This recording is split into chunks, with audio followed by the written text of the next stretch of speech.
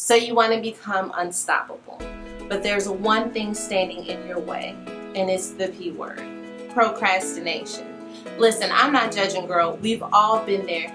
We start off the year, we're so excited. It's January, we're feeling strong, we're feeling empowered, we're going to lose weight, we're going to write the book, we're going to fix our marriages, our households are coming together, and we are going to save money.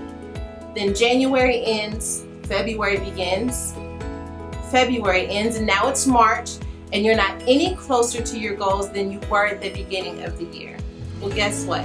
It's not too late for you to take control of your life and stop procrastinating. I want to help you with 3 things required to overcome procrastination. The first one, you've got to decide that who you want to become is more important than who you are and who you've been. Sometimes it's difficult for us to change our life because we're haunted by who we once were, or we see the obstacles that we have to overcome in order to actually obtain that goal. And so what do? We procrastinate. But when you make a decision in your mind that what's on the other side of change is more important than anything you have to go through to get there, then you'll actually start taking control of your destiny and making the decisions and steps necessary for you to change. In addition to overcoming the mindset required with change, you have to be willing to be your own coach. Girl, I know accountability is excellent. Sometimes we won't start the diet until we have 5 or 6 friends who will sign up with us. Sometimes we won't start saving unless everyone around us decides to buckle down. But guess what? When you do that, you turn your destiny into a democracy, and then you need votes before you change. The reality is that you have the power right now to change your life, but it starts with what you tell yourself in your head. You have to be your coach. You cannot be your enemy any longer. You've got to talk to yourself and speak to the greatness down on the inside of you.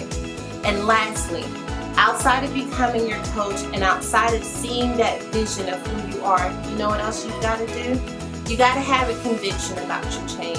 A conviction that really matters. A conviction that is so great that even when you're tempted, you realize that I'm not just doing this for me. I'm doing it for my community. And so if I let them down, I'm not just letting myself down. I'm letting down a group of people who need me to succeed. When you get that in your mind, when that becomes your truth, then procrastination has no control over you. Okay, one last thing I want to tell you. One step towards progress is a big deal. It's better than no step at all.